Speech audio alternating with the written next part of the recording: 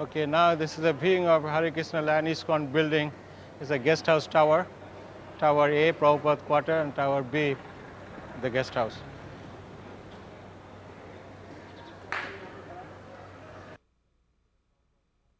We are entering into the Prabhupada Quarter. It is a right entrance of the lobby, and this is the desk where the Secretary Tamal Krishna Maharaj's desk, and this was his chamber.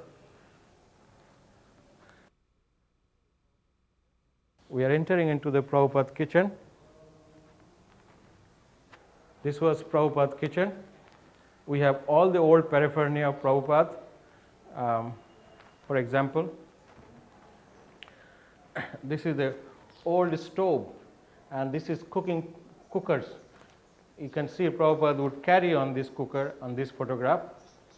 Prabhupada personally cooking on this, and this is the pot.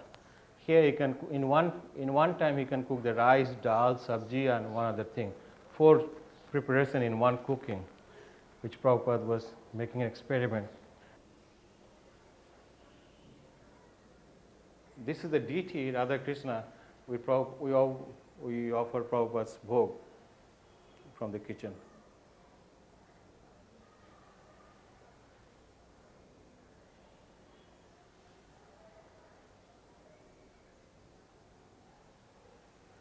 Then we have this photograph. It's Pisima. Prabhupada's sister has visited Bombay, so this is a photograph is taken.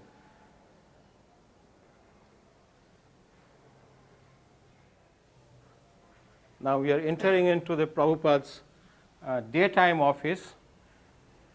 This is the Prabhupada daytime office. Here, this deity, Prabhupada used to sit down here, discuss with his personal secretary, official work.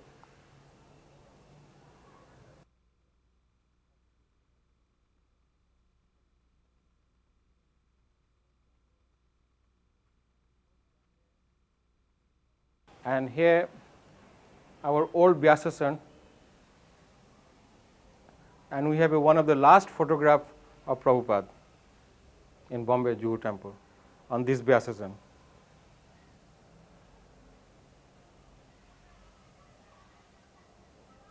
This is one of the last photograph of Prabhupada in Bombay. Okay, now we are entering into the Prabhupada's main hall in the new building.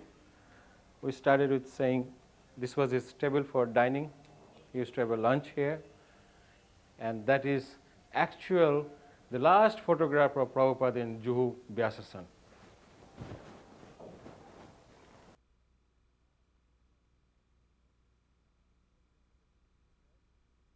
This is a desk. He would translate. This is translate equipment. His old dictaphone.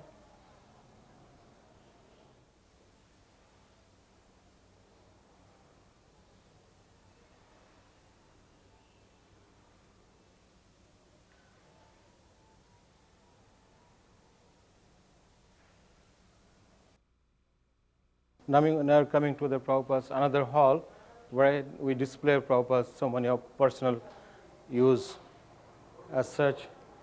This is his beads, and there's one wooden sandalwood knife to open the letters, then the toothpick box, and one frame with the Radha Krishna.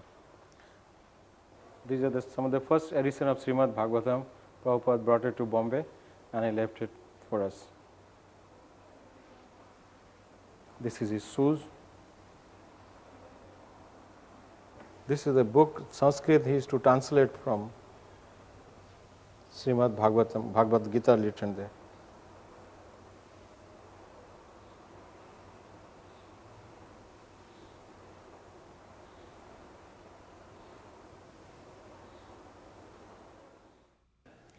So by then it is 1975.